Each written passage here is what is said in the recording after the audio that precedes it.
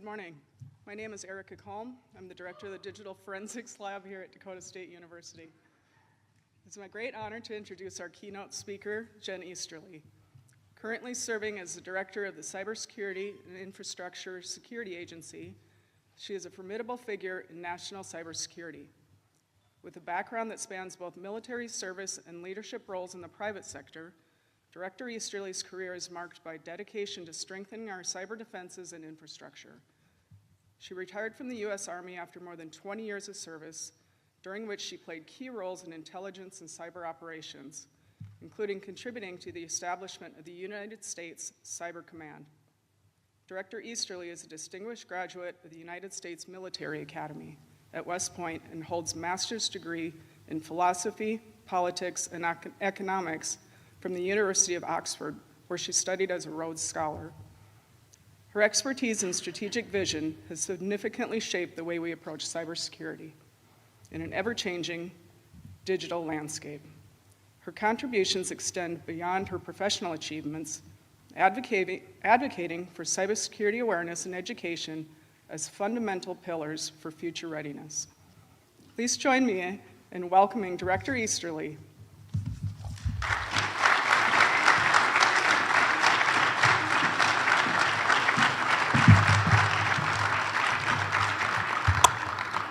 Hey, everybody. Thanks so much, Erica and President Griffiths and Dean Bell and the larger DSU community for having me here today, and happy DakotaCon 11. Pretty exciting. This is my first time at Dakota State University. It's also my first time in South Dakota, which I am super excited about. It's a little cold. I understand it's actually pretty warm for all of you, but it's great to be here. You know, the conference agenda, as I've taken a good look at it, is really jam-packed with productive and engaging and really important discussions that get at the heart of some of the most complex challenges that we are dealing with in our nation today. So I'm really thrilled to be able to kick off this discussion. I want to start by congratulating DSU on recently celebrating 40 years of being a tech-driven opportunity and getting approval for the new Quantum Computing Center, which is incredibly important as well as incredibly exciting.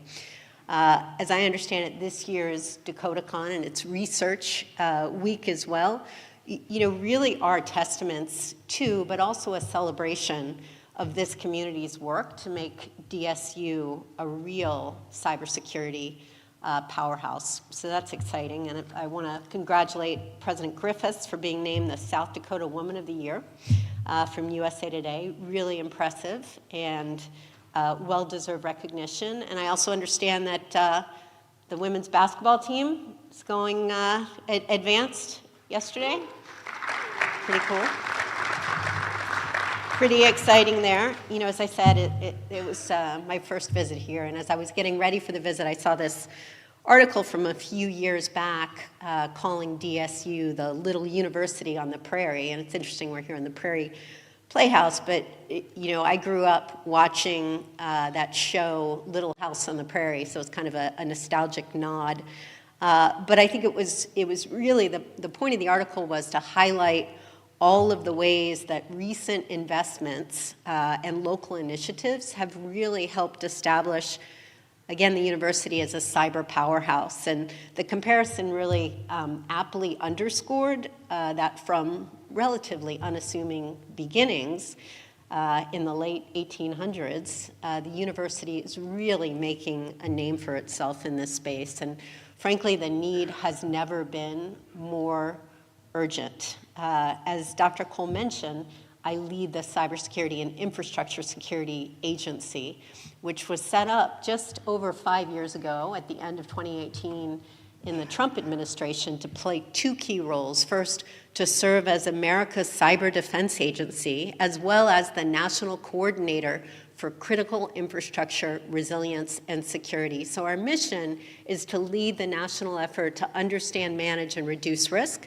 to the cyber and physical infrastructure that Americans rely on every hour of every day, for water, for power, for finance, for transportation, for communication, for healthcare, really the systems and the networks and the data that power our daily lives. And CISA, uniquely, we're not a regulator, we're not law enforcement, we're not an intel agency, we're not military. So everything that we do, particularly given that the vast majority of critical infrastructure is owned and operated by the private sector, so everything that we do is by, with, and through partners. And so getting an opportunity to come out to DSU and to really see all the fantastic things going on at the local, at the state, at the regional level that help us partner together to keep our networks and systems safe. It's fantastic to be able to celebrate that with all of you. Some of you might have seen last week the U.S. intelligence community issued the annual threat assessment. And it really is a review of the various threats that we face across the board. But in particular, it talks about our cyber adversaries from nations like Iran, Russia, North Korea, China, as well as cyber criminals who are becoming more well-resourced and more sophisticated. And, you know, while our critical infrastructure truly is a modern-day marvel, disruption to assets like those here in South Dakota from those types of threat actors could really have cascading impacts that affect things at the regional level, the national level, and even at the global level, just given how interconnected our infrastructure is. And that's why we want to work with this community and with communities across the nation to ensure that we can deal with the confluence of threats and hazards against the state's infrastructure, including cyber threats, but really the full range, cyber threats, technology, outages, weather events. And so the importance of partnership really cannot be overstated. And I know our work together sometimes seems like a tall order, but my money is really on places like DSU in particular of leading the way and taking advantage of this little but pretty mighty university on the prairie. You know, the investments made at the state and private sector, and particularly at the university levels, to grow cybersecurity excellence are really incredible. I've been excited to make this trip for a while because I've been impressed by DSU's efforts to actively inspire the next generation of cyber leaders to join alongside public servants in the private sector that are looking to keep cyberspace safe and secure. I actually met your president in the first year of my time as CISA director when we were doing a cyber workforce convening at the White House. And of all the academics who were there and university representatives, there were not a ton. And so it was really notable to me to see and learn about some of the great work going on at DSU and some of the advances being made here in technology and cyber. So really, really exciting. I'm also excited I get to spend time with the Cyber organization that's been led by Dr. Podhradsky. And as I understand it, the organization has now reached 45,000 girls, helped increase the enrollment of women by 350% at Beacom, College of Computer and Cyber Sciences. That's really incredible. As a woman who started out in the U.S. Army, I was a cadet at West Point when there were not many women there. It was about 9% women. It is, as Luke was saying, pretty incredible to be able to come out here and meet with people like President Griffiths and Dr. Podhradsky and Dr. Colm and Dean Bell, who are really leading the way in cyber.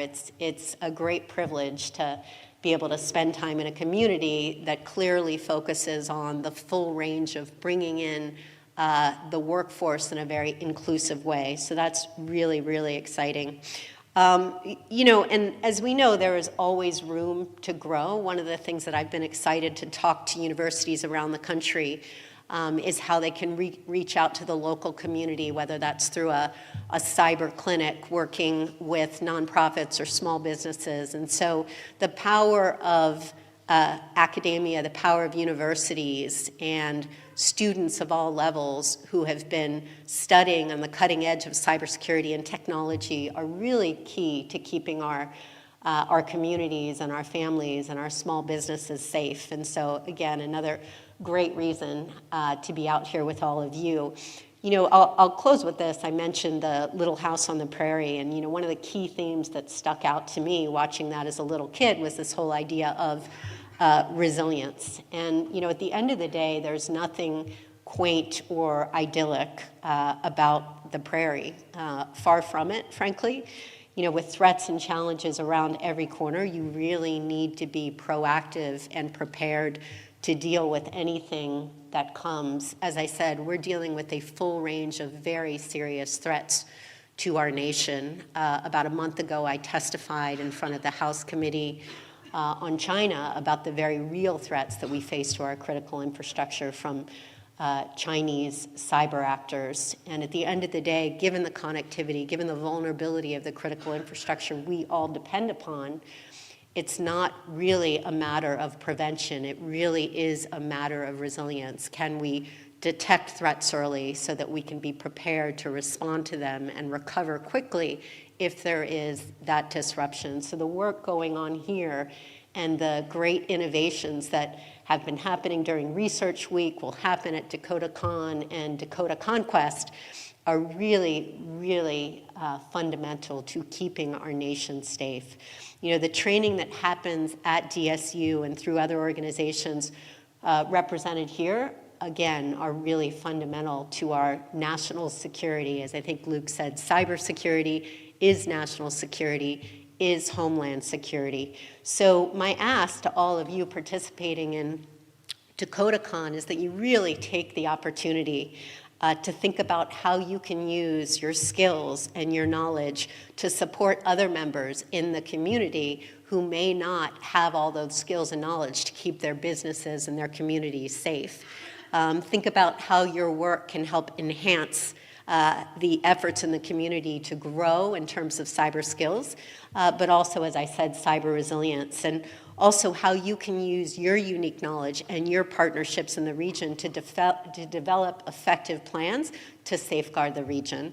And then also how your future work can be going to sustain existing cyber work or to inspire new cyber programs on the ground, because we have to stay aggressive on this. We have to stay vigilant. And I look at this community and this state as really being at the forefront of being able to keep our nation safe from the very real cyber threats. That's why I'm so privileged to be here with you today. And, you know, of course, think about how your work can indirectly or directly support organizations like CISA. One of the things that we've been doing over the past couple of years since I became the director is really building out our field forces. So now we have upwards getting to around 700, 800 people out in the field to include in every state with cybersecurity advisors and protective security advisors focused on physical security, cybersecurity, and resilience. And we recognize the importance of getting out of Washington and really working with our partners at the state and local level, at university level, with small businesses, with critical infrastructure in organizations large and small. And so we really want to work directly with you to ensure we understand the problems of your community so that together we can work in partnership to catalyze an ability to improve resilience, improve security, to keep our nation safe. You know, I think in a state like South Dakota, there is just an incredible amount of opportunity. And DSU is not simply a regional cyber powerhouse, but frankly, and that was the reason that President Griffiths was at the White House, really a national one. And so I hope all of you are proud of that. I hope everybody here really makes the most of this excellent con experience. The ideas generated at forums like this are just further proof that it doesn't matter the size of the university. It's really the power and the innovation and the focus on collaboration on the cutting edge of emerging technology that really makes this place something to truly be reckoned with. So grateful to be here, grateful to be part of it, and I appreciate everything you're doing. And I look forward to hearing how DakotaCon goes. Thanks again for the opportunity. Our first topic today is on workforce development. Now this room, we've seen the registration list. This room represents individuals from government, from private industry, from banking and finance and education, along with our critical infrastructure partners in transportation and other important areas that keeps our country working and progressing like it should.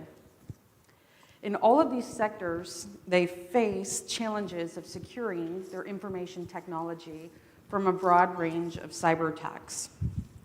This highlights the need in order to have a robust cybersecurity workforce in order to protect against cyber attacks.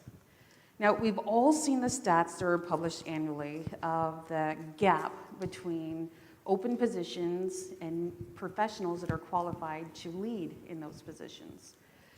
Worldwide, we see that in the millions. Here in our country, we see that around 800,000, which means that we have a problem. We have a problem to secure the systems that are running our country, that are helping our schools, that are in charge of our medical data, our finance, our transportation, every area. And so we need a robust cybersecurity workforce in order to ensure that we can protect our environment and all the systems that we rely on for our daily functions. So my first question is to Director Easterly. How can industry, academia, and government collaborate to close the cybersecurity workforce gap? Yeah, well, it's great to be here. You know, this is something I've been thinking about since I came into this field several decades ago. And I think you have to think about it in multiple levels. So with respect to the cybersecurity workforce of today, and you talked about the hundreds of thousands, you know, within the federal government, we have gaps in the tens of thousands. But ensuring that we can have the right people come into the government at the federal, at the state, at the local level to help defend our critical infrastructure is really key. And I think one of the things that we often talk about at CISA is you don't need to come in necessarily with a PhD in computer science. What I look for is technical aptitude and the right attitude, particularly in our business, ensuring that you have both the hard skills, the technical skills, but also the human skills, because we're in a business where collaboration to keep critical infrastructure safe is really key to success. So at CISA, we focused a lot on building a culture of collaboration, of innovation, of being able to create trust with our myriad partners, because the government, whether it's the federal government or the state government or the local government, cannot keep our nation safe alone. We have to work with academia. We have to work with security researchers and hackers. We have to work with industry in all the sectors. And you know, state and local government is very key to what we do outside of Washington. So, you know, really making those opportunities attractive, being able to ensure that we can make an impact. So that's sort of the workforce of today. You know, in terms of building out the workforce of tomorrow, I think programs like the one that you lead, Ashley, Cyber, and there's many others around the country where we can inspire the kids from, you know, I like to say at the kindergarten level, frankly, that they can be part of the cyber workforce. You know, I spend time with other programs like Girls Who Code, Women in Cybersecurity, the Girl Scouts, because we really want to have a more inclusive cyber workforce. You know, and it's not just the right thing to do to build a more balanced workforce in terms of gender, but it's the smart thing to do, because being able to have different people from different places around the country, from different educational backgrounds, who can look at a problem, a technical problem, those different perspectives allow us to solve that problem easier and faster. And so starting from that young age to really build out the cyber workforce is really key. So those kind of programs as well. And the last thing I'd say is you won't necessarily be a part of the cyber workforce, but every digital citizen from what I like to call K through gray needs to understand how to keep ourselves safe and secure online. So we kicked off a campaign last year called Secure Our World, and it's really the basics of cyber hygiene. We want to make cyber hygiene as commonplace as brushing your teeth and washing your hands, and it just comes down to the 4 things: MFA, strong passwords and a password manager, keeping your software updated, and then thinking before you click. And at RSA in May, we're going to kick off our Cyber Schoolhouse Rock PSA, which is something like a passion project of mine that I've been working on forever. But to really help us with cyber for the nation, everybody needs to understand the basics, whether you're a young child or like my 91-year-old mom. So those 3 aspects: the current workforce, the growing workforce, and then all of us as digital citizens. I think that's really important. Thank you. As a follow-up with the Cyber Schoolhouse Rock, is there anything that you play that could help add some emphasis to that platform? Yes, there is. I play, people always say, oh, how do you deal with stress and all that? I was in the Army for a really long time and jumped out of a lot of airplanes, so I can't, I'm not a runner anymore. I used to be. So a couple years ago, I took up electric guitar. Do we have any electric guitar? Anybody? Maybe a little bit.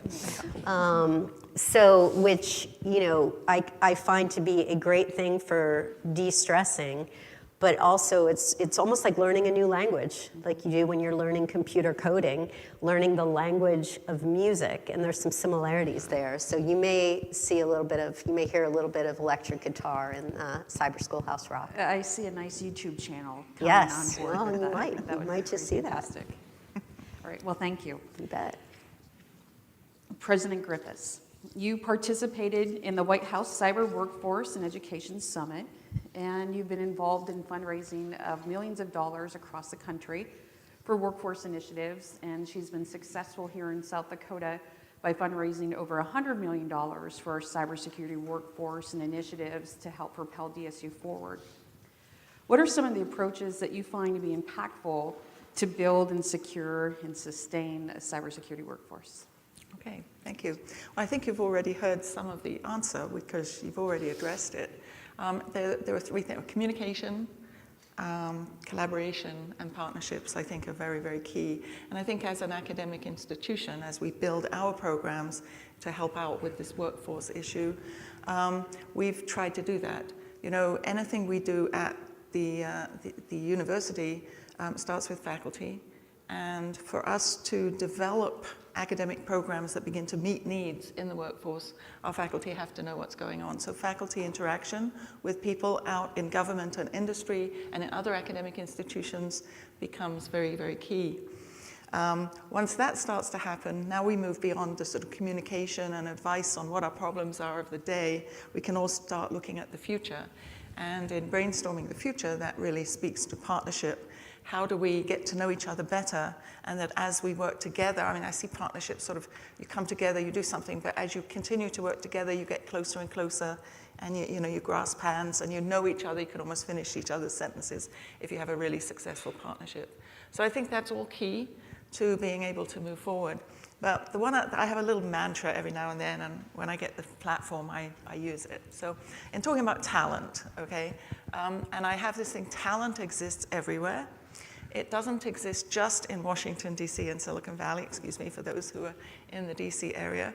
It doesn't exist just in what are called the elite institutions.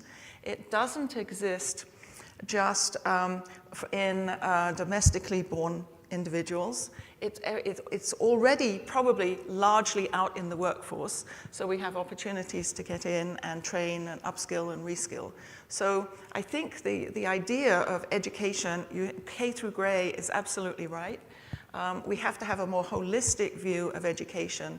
And I often hear policymakers and decision makers focusing on one area or another as if they're mutually exclusive. And the point is they're not. and we interact. We do a lot in the K through 12 world. We don't do a lot in pre-K, and now in the K through 12 world through our Cyber Academy and CIPA and other programs.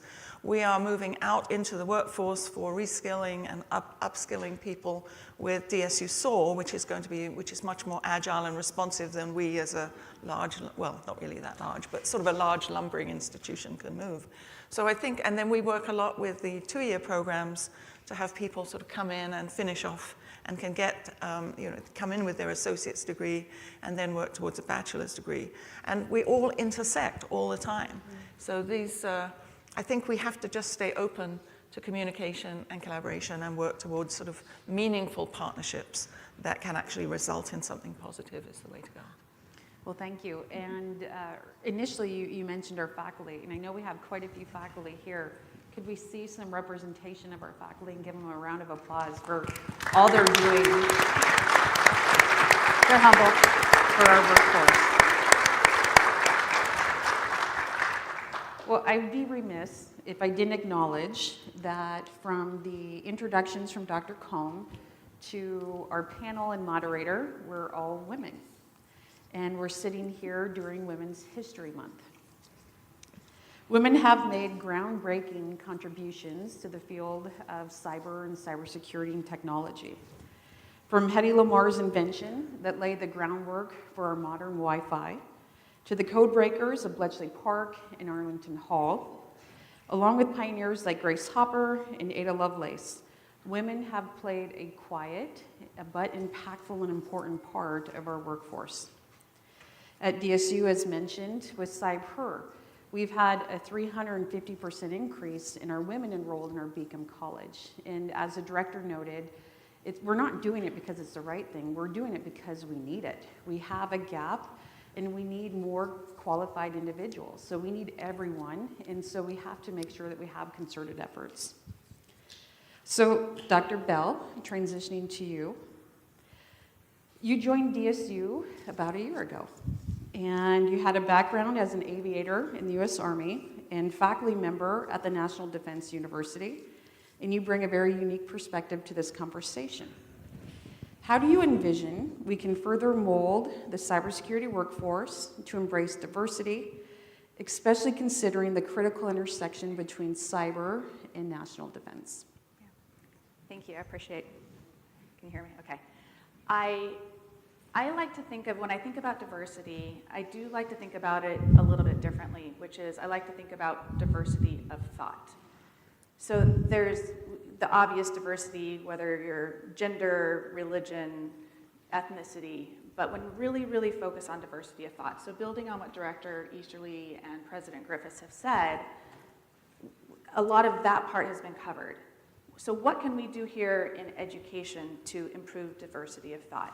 When I think about the things like the Capture the Flag events that our faculty lead students to these different organizations, the different competitions, or whenever we think about red teaming, blue teaming, there has to be diversity of thought. So it doesn't have to just be diversity of look or gender. There's a diversity of thought that can be created, that can be developed. And I think that's one thing that we need to be very mindful of. Do we need to study the Eastern way of war? Do we need to study the Eastern way of thinking? Absolutely we do, but if we don't have those people built into our teams, there's ways that we can bridge those gaps without having to bring them in. Having the actual diversity, of course, is fantastic, but thinking about diversity of thought, thinking about in education, and I think that here the faculty really do that very, very well in thinking about ways to approach it from a different way, being very creative in thinking. And I think that is just super critical about thinking about how then to have different perspectives on how to deal with cybersecurity, and it's absolutely crucial. So I could be in a room perhaps looking with people who look a whole lot like me, but that doesn't mean we all think the same way and we don't have the same paths. And it's important that we're very deliberate in that we don't surround ourselves with people who think the same way we do. I'm from Las Cruces, New Mexico. I grew up in, I'm the sixth child of, the youngest of 6 children. I grew up in a Christian household, so there are some ways I think. But I also went to high school in Germany, a German high school, German gymnasium. That expanded the way I think. So if you think about each one of those things, I think there's lots of ways to procure, to culminate that way, to have a more expanded diversity of thought. Really be deliberate about it. There has to be leadership who's deliberate and inclusive. There has to be team building that's very deliberate, and be thinking about building the team from the outset, and make sure that you have diversity of thought. Well, thank you. I think this conversation highlights how we're looking to address the cyber threats of today, but also protect against the ones of tomorrow, and how we can help protect our entire environment that way. So moving on, we're going to transition to legislation. In a time where cyber threats loom larger and more sophisticated by the day, the debate between technological advancement and regulatory measures has never been more timely. Our reliance on digital infrastructure exposes us to vulnerabilities that cyber criminals are very eager to exploit, making the pursuit of cybersecurity measures and protections a top priority for industry, academia, and the government alike. Director Easterly, as the director of CISA, you're at the forefront of the nation's efforts to protect the digital borders. Balancing the promotion of innovation with safeguards against technological risks is a very delicate task. How can the government strike the right balance between promoting innovation in cybersecurity and implementing necessary safeguards to reduce government cyber risk? Yeah. So,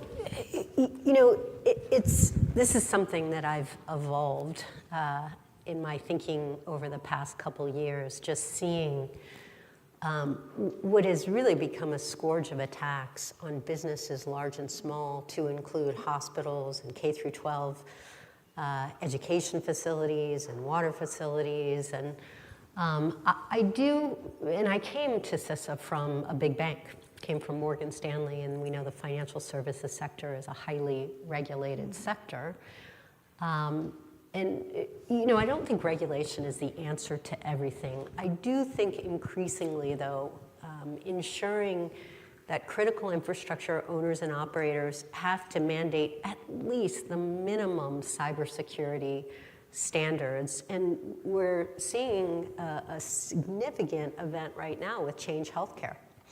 And so I do think the evolution of minimum cybersecurity is very important, whether it's in a regulation that already exists in a rulemaking process, or whether it requires new legislation. And again, CISA is not a regulator, but I do think it's really important for anybody that provides services to the American people to have a focus on how to drive down risk to our systems and our networks.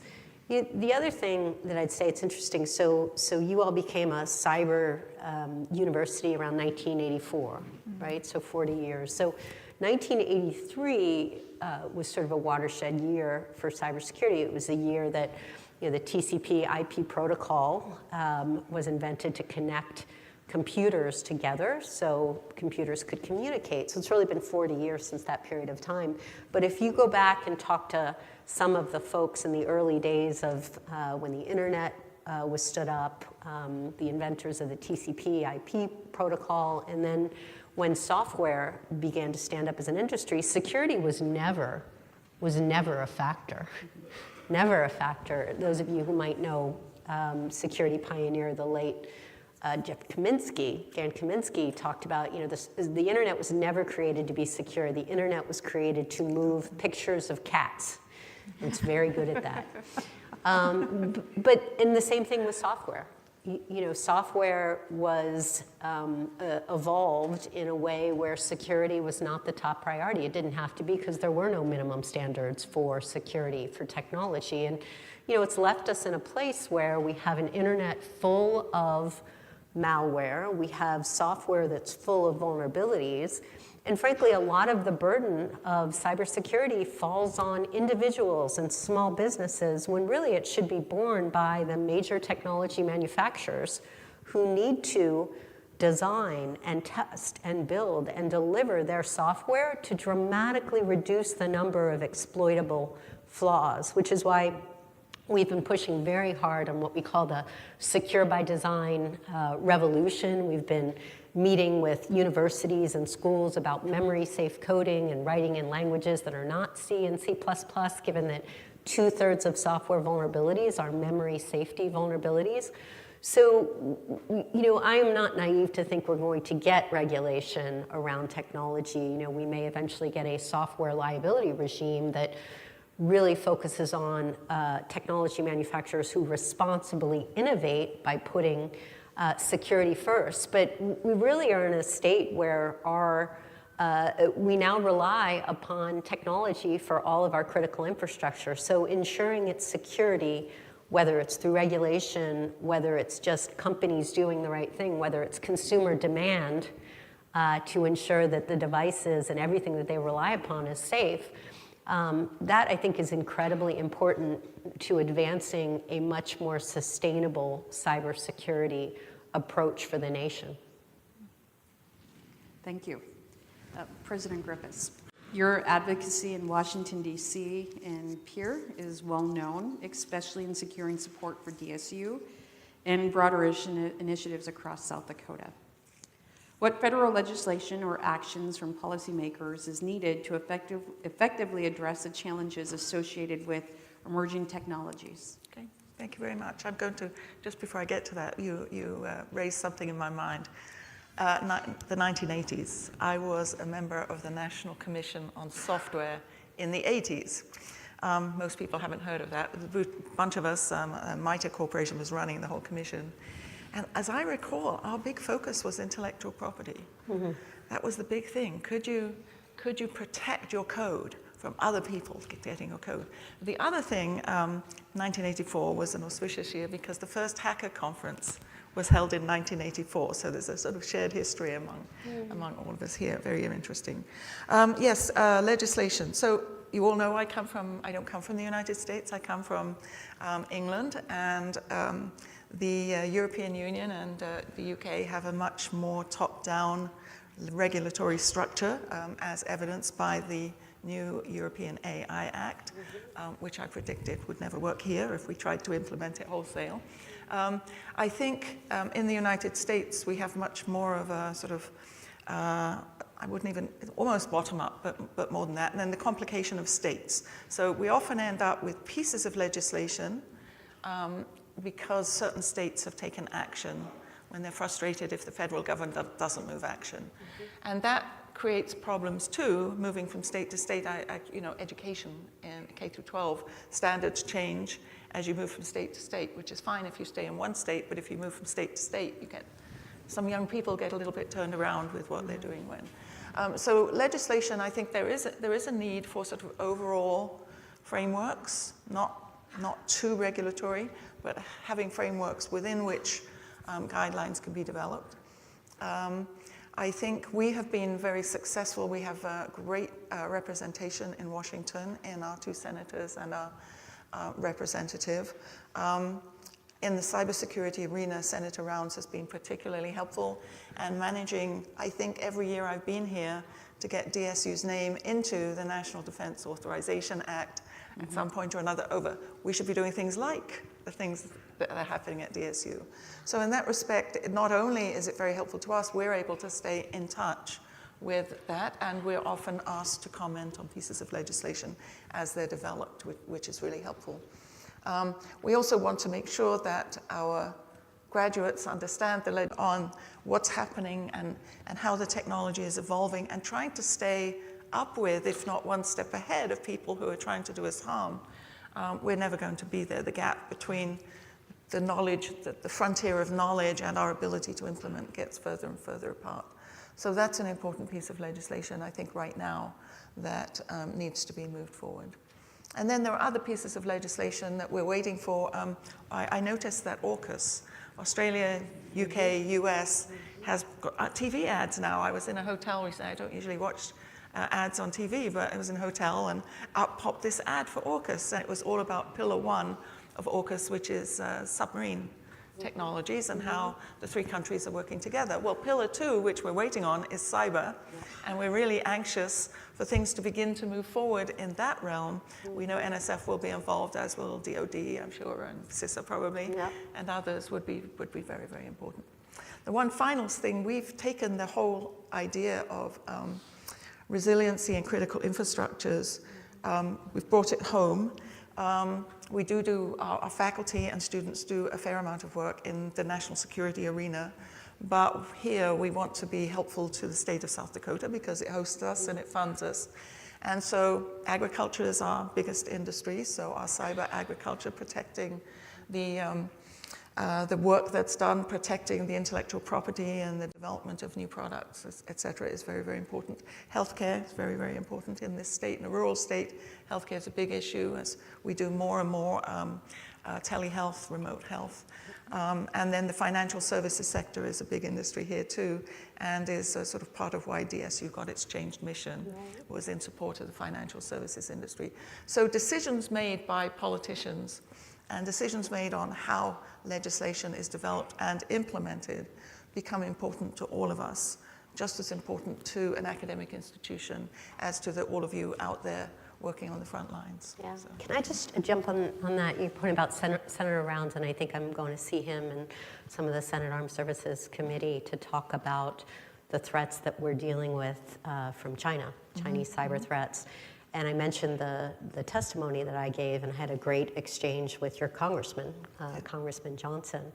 And one of the things that we talk about in order to catalyze a much more sustainable approach to cybersecurity is top-down leadership. You know, obviously you need the grassroots participation in the community level, but also it's incredibly important to have leaders in Congress, leaders in the community who actually recognize that cyber risk, it can be an existential risk, and that cybersecurity is national security. So, you know, for the most part, we have really enjoyed great bipartisan support. Certainly people realize that cybersecurity is not a political partisan activity, and how important it is to send that signal from the top that we need to do everything we can to improve the security and resilience of our critical infrastructure, from agriculture to finance to all of it. Yeah, thank you. Absolutely. And it's a good transition from legislation to the Beacom College with Dean Bell. When you look at a lot of the programs that support and sustain our faculty efforts, the Cyber Core program with Dr. Helverson and Dr. Ham and Dr. Cronin, leading to increase the number of highly skilled cybersecurity workers in the federal government, to the different activities that support outreach to get more individuals into cybersecurity. At the local education level, Dean Bell, given your role of overseeing these programs, what kind of support from our federal or state sectors do you find to be most critical for success and expansion and improvement of cybersecurity education? Thank you. I think it's really important. It's not just federal and state. I'm going to actually expand it out just a little bit. And one of the reasons I was so excited to join the team here at Dakota State was because of their connections with the government, which is where I have been my entire career. But I want to talk about I can think of 5 areas, which is there's international, there's federal, there's state, there's industry, and then there's other academic institutions. So from the international level, we, Dakota State, have partnership agreements where we work with AI Sweden. So we have actually somebody here from Sweden who's going to be talking to you on the stage here after we finish. And so I think that's an absolutely critical piece of it, having that international collaboration, building on what both of you have said. It's not localized. Everything we do is a web. It's all interconnected. And how do we build those partnerships? So we have AI Sweden partnership. We have an agreement with Griffiths University, no relation, in Australia. We're building out that network as well because they have the expertise in academia in quantum technology. So why wouldn't we build that? Thank you, President Griffiths, for having all these incredible connections. Why wouldn't we build that network through education, right? So this is, again, how do we enhance our education in order to improve? So that's just an example of international. And then we have the federal. And we were obviously here on stage with CISA and how important you've heard how much Dakota State works with CISA in everything we do. But then I'll also add defense. So for governmental, then federal, we have defense. There's the National Security Agency. We have agreements there. You mentioned some of those, Dr. Podhradsky, appreciate that. Those are huge connections. We have an educational partnership agreement with the National Security Agency. We have an educational partnership agreement with Army Cyber, and we're working to expand those. So those are some of the federal. And then state, we had mentioned in the introductory comments with the Quantum Technology Center that we're going to be starting. So state supported, state connections with the governor through other legislation that is forthcoming that will be announced more. There's lots of connections, and President Griffiths is regularly working with Governor Noem. She travels frequently with her to DC, and I think that connection is very close, and how to make sure that the state vision of Governor Noem to be the cybersecurity state is very much aligns with everything that we're doing, and what she's doing aligns with what we're doing. So I think that's absolutely critical. And then we look at industry, and when we think about industry partners, we in Beacom, we have an industry advisory board, and we had our first meeting that I attended in the fall, and I will tell you that conversation that we had with our board members who come from California, they come from the West Coast, they come from the East Coast, and then certainly we have many who come from South Dakota. And their perspective on how we're educating our students to make sure that they are really, truly ready when they graduate to go into the workforce. So whether it's internships, talking about how that one was focused on the use of artificial intelligence, and how do we educate and how do we build that into everything that we're doing, not just in Beacom, but across Dakota State. So I think that's super important when you think about industry and the partnerships that we have.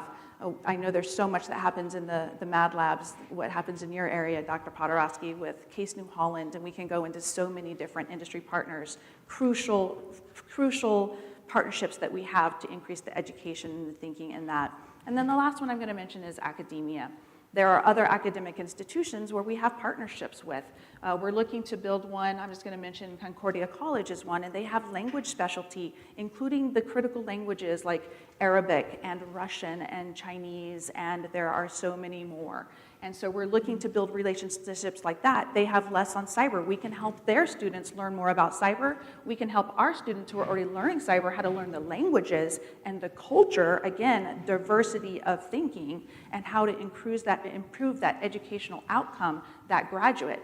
I frequently say that the cohort of students who come here to Dakota State when they come in as freshmen, I'll start with undergraduates, it's no different than it is at most other universities. It's not like we have the highest GPAs in the United States or the highest test scores. They're a diverse group of lower, maybe test scoring people, but that doesn't mean they don't have great diversity of thought, right? So we need to think about education differently. But I will tell you, the magic that happens at Dakota State, thanks to the faculty and the staff here at Dakota State, what they happen from the time they come as freshmen to the time they graduate is dramatically different, and it's dramatically improved.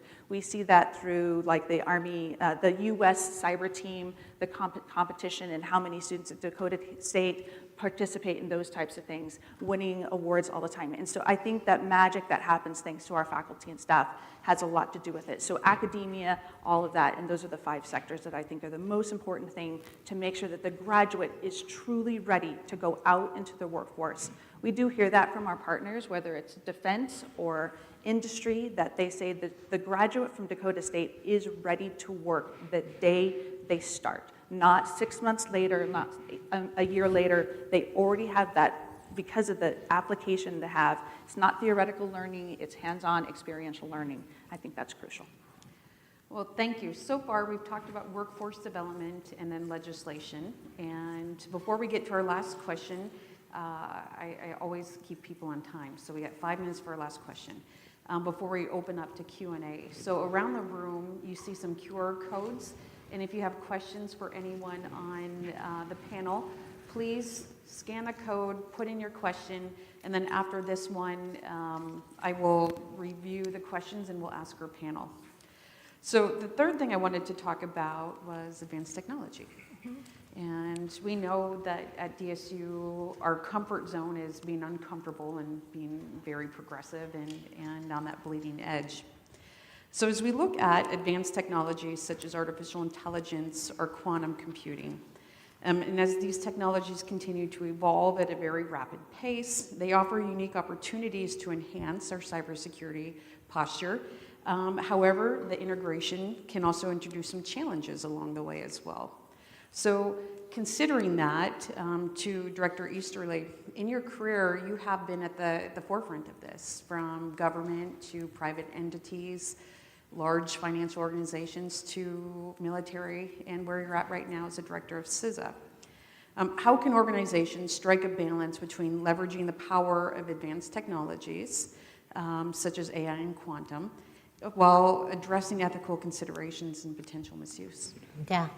So I think that's exactly the right question, Ashley. How do you optimize the power of it, the benefits of it, and control the downside risks? You know, generative AI really has captured the world's imagination over the past couple of years. And I do think that it is the responsibility of leaders to be able to leverage the power of imagination, but to avoid the failure of imagination. And so we have to think about, again, the good, but also we have to think about the various threats that are implicated by the use of this technology. And so many of you familiar with the executive order on trustworthy artificial intelligence that came out from the administration.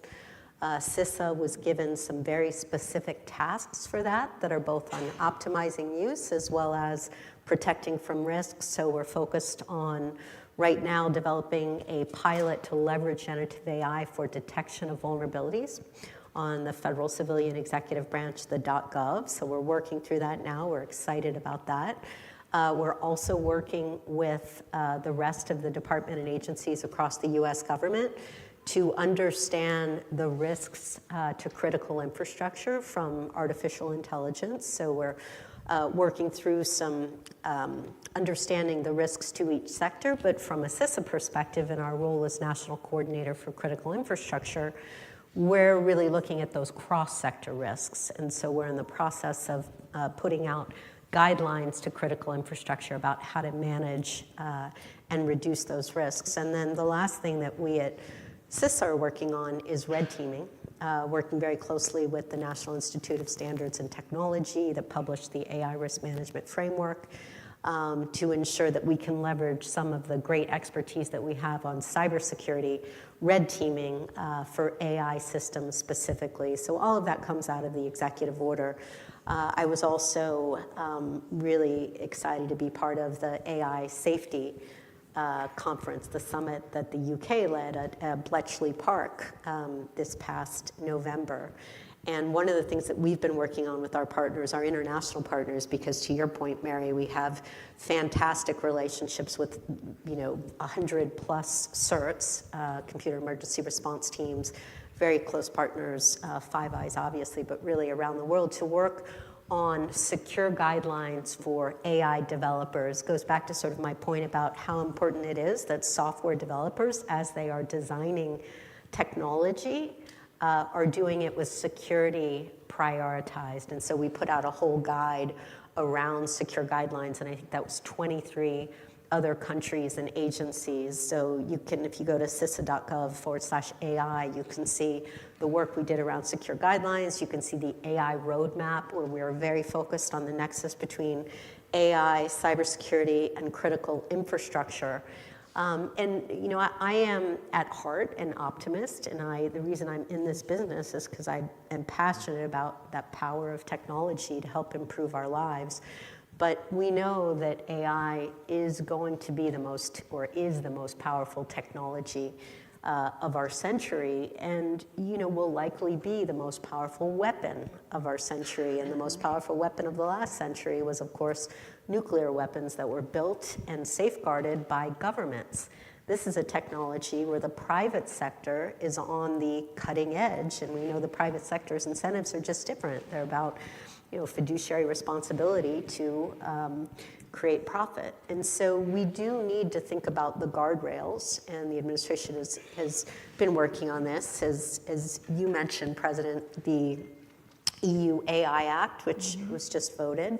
I know there's been some anxiety about whether that will impact innovation. I think they put it together in a way that is helpful, but we do need to be mindful that we should not be creating the same negative consequences for the safety and security of Americans and citizens around the world by not ensuring that there are the guardrails and the security that needs to be put on this technology before it's too late. Thank you. This rolls right into your question, President Griffiths. You played an important role on the National Security Commission of Artificial Intelligence, and you're an expert advisor for the Special Competitiveness Studies Project, which is working to strengthen America's long-term global competitiveness. What role will AI and quantum and advanced technologies play in the future of cybersecurity? And how can nations ensure responsible and ethical use in this domain? Well, thank you very much. I have one disclaimer, though, because I think there might be some media in the audience. I fly commercial. Everybody understand that. So to follow on, I talk a lot about cybersecurity, artificial intelligence, and quantum computing, and I think they're intimately related. And together, they sort of exacerbate or significantly propel that power forward. But if you think about AI and cybersecurity, I think that AI could help in the cybersecurity world, perhaps reduce our need for 800 people in the United States. I can see projects for faculty and students where we can start developing AI applications that would help us with vulnerability assessments, malware analysis, and reverse engineering, et cetera. But at the same time, we have to have cybersecurity for AI, which was not really dealt with very, very much at the National Security Commission. However, I was sort of saying every time. So there was a lot of discussion eventually about protecting the data. Okay, so data poisoning being a concern, protecting particularly the training data, not so much on the operational, although we should do that too. And then my big thing was, well, you know, if I wanted to really do some damage, I'd go to the model, the AI model, because I could do a lot more damage by tweaking the model than I can by poisoning the data. So it goes both ways. There's this synergistic relationship. Then I think about, oh, here comes quantum technologies, quantum information science and technologies, with this amazing promise of new materials, things that we'll be able to do things that we can't imagine right now. And as a physicist, I love it because this is my field of physics. But I see quantum and quantum computing providing the power, even more power, if you like, to energize this relationship between AI and cybersecurity in both directions. And so in AI, we're going to have lots of big data. AI relies on data. Let's not forget, AI at the scale that we're talking about requires a lot of compute cycles. So quantum comes into the mix that way.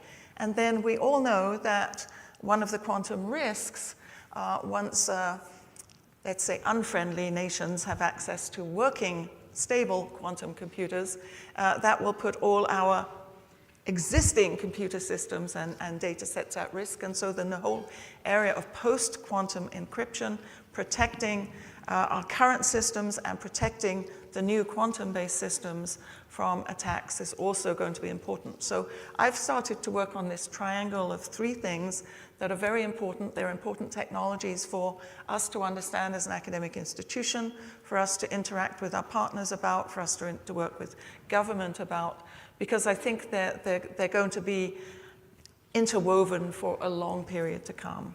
The potential is tremendous. I see a lot of analyses done in developing legislation around new and emerging technologies focused heavily on risk these days. And I'm glad we talked about power, because we have to look at reward as well. We have to look at the promise as well as the perils, so that we have a more balanced and nuanced approach to developing the guidelines and developing the general approaches to working forward, especially across sectors. And you're right, that is the difference between the United States and many other places around the world. Well, thank you. And at this point, we have quite a few questions that have been submitted. The first one I wanted to select, because we have a lot of our students here today. This was our PhD residency week, where we have students from all across the country who are enrolled in our PhD programs. They come to campus and they get to meet everyone and have their dissertation defenses, which I think we have several newly coined doctors in the room, so let's give it up for them.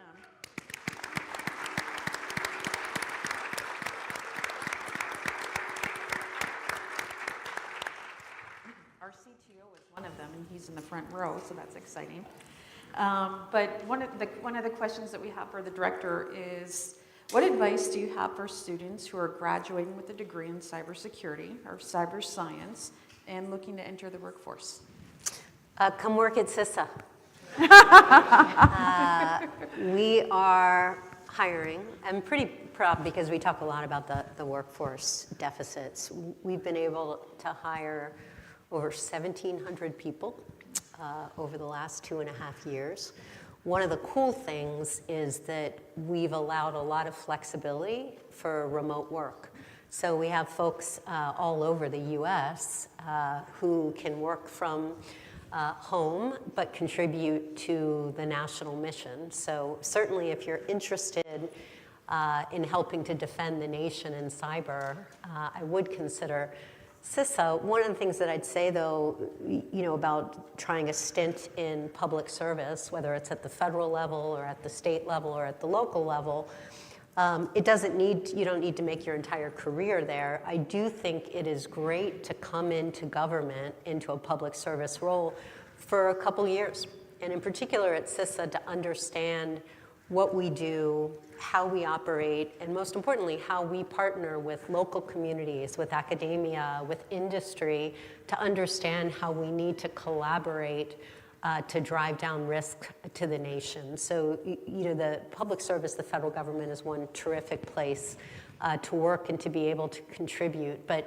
as we said, there are a lot of fantastic opportunities out there. I mentioned I was at Morgan Stanley as our head of cybersecurity operations before I came to CISA. There are fantastic opportunities to work in finance. I know there's a lot of banking here. To work in every critical infrastructure sector, because we really need to think about the ability to drive down risk across those sectors. So a lot of fantastic opportunities, and I'm really excited to see the graduates of this institution I know you're already making a difference, but to make a real difference.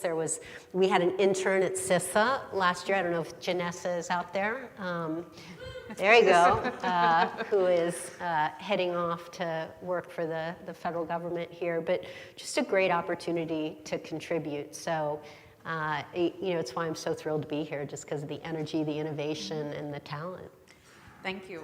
This next question is indicative of the audience that we have here and the conference that they're at. What are your thoughts on expanding the private sector's permission and ability in responding to cyber attacks with more active defense offensive responses? Yeah. Well, so I think in terms of, I think it's the hackback question, which is still illegal by the CFAA. I think the most important role, and it is incredibly important because, as I said, the private sector owns the vast majority of critical infrastructure. And there can be a real power in ensuring that we have take a very community approach to how we drive down risk. Now, whether, if the question is, do we go offensive on threat actors, I don't think that that's a role for the private sector. I do think that there is a real considerable role for the community of hackers and researchers in understanding vulnerabilities, and we serve as the coordinated vulnerability platform, disclosure platform, and we have wonderful relationships and partnerships with security researchers. My good friend and board member Jeff Moss was the founder of Black Hat and DEF CON. DEF CON's my favorite conference of the year. And so I do think there is a real power in the hacker community of helping discover vulnerabilities so that they can be patched and mitigated. But I think there could be very negative consequences of taking an offensive action, because It is difficult to understand the effects that you could have on other critical infrastructure or on partnerships that we have going on that the private sector may not fully understand. So I do, separate from taking offensive action, I do think it's really, really important to catalyze what you talked about, an active defense, and that's really by helping us understand vulnerabilities, discovering those vulnerabilities. There's some incredible research going on here to help us understand how to do reverse engineering of malware, to help us understand how we build greater resilience in our critical infrastructure. AI can be something, as the president was saying, AI capabilities to help us drive down vulnerabilities. So there's incredible work for the private sector to do. I would just focus on the defensive piece of it. Okay, so this is a good follow-up to that question. How can we empower critical infrastructure organizations, the private and government, to harden and secure their infrastructure given the extremely slow turnaround times for regulatory approval? Can we leverage CISA's Take Action Directive authority to accelerate reducing risks in operational fragility? So it's a great question. I mean, at the end of the day, everyone should recognize that the critical infrastructure that we rely upon every hour of every day, and when you think critical infrastructure, it's like a technical term, it's not.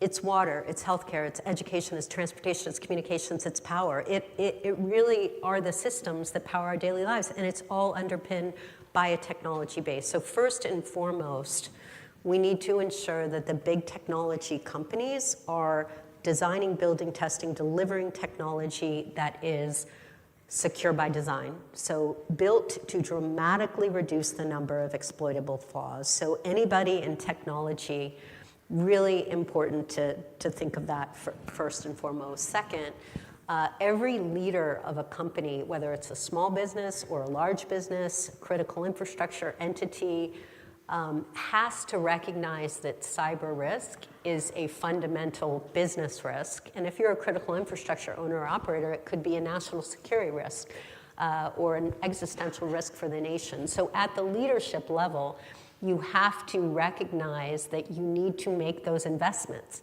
Oftentimes you have this debate about, well, I'm going to put more money into the business, or no, I'm actually going to make sure that we've got the right investments in security. Well, as we're seeing with this healthcare issue now, security, if you are not investing the right things in security, it can have dire consequences, cascading consequences for patient safety. So there has to be a fundamental recognition, regardless of whether there is regulation or legislation, there needs to be a recognition that investment is absolutely critical from a business standpoint so that you can continue to provide services, so you can take care of your clients and your customers.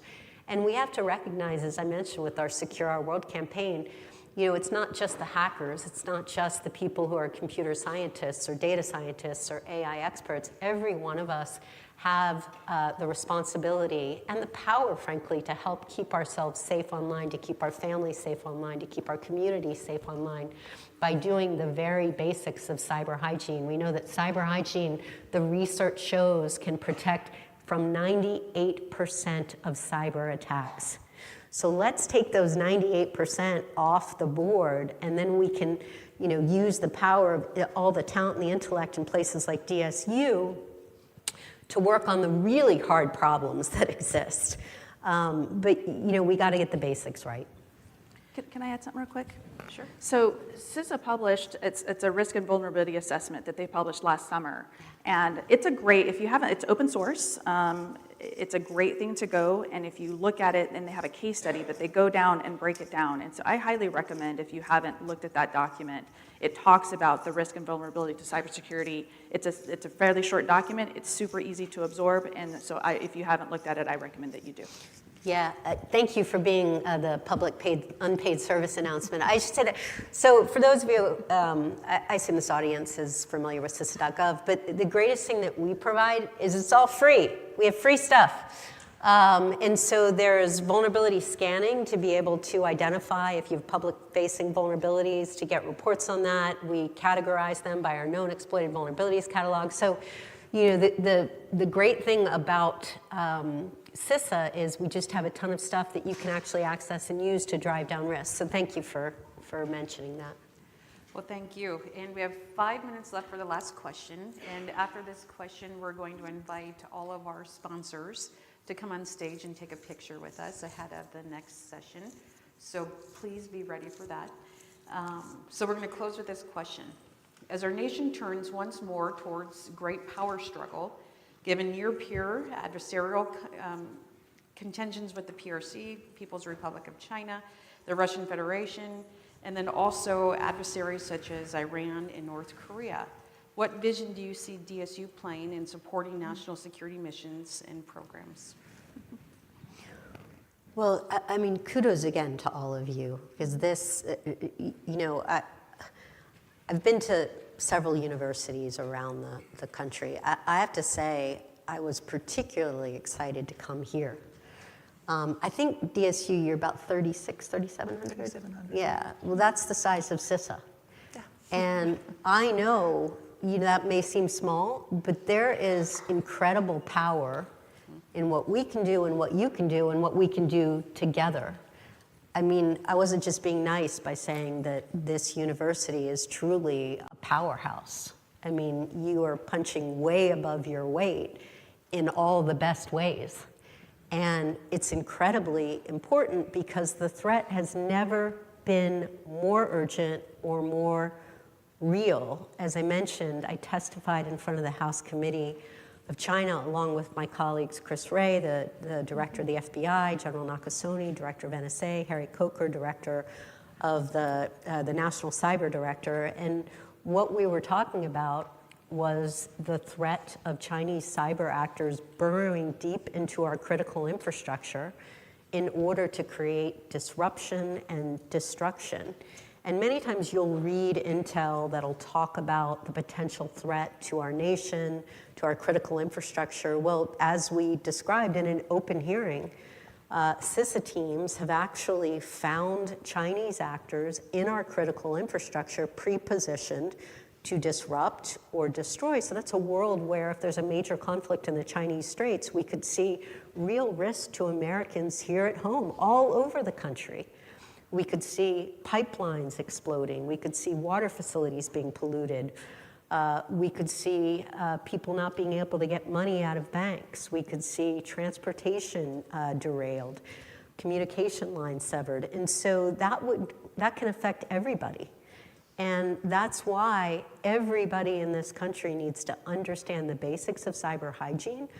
But you know, some of the incredible work and research going on here can make a real contribution to things that we need to do across our communities, across our businesses, across our nation to help raise that bar in security and resilience. So from a research and defense and operational perspective, the power of all of the work going on here does not stay here in Dakota State. I mean, it has real benefits to the state itself, and the state really is on the cutting edge of cyber. You know, really kudos to the governor for all of the work that she's been doing. But because everything's connected, everything's vulnerable, this can have real impacts on our national security and frankly our global security. So that's why I came here to be part of this great event, to recognize the incredible leadership going on here at Dakota State, and really to thank all of you for everything that you do and for everything you will do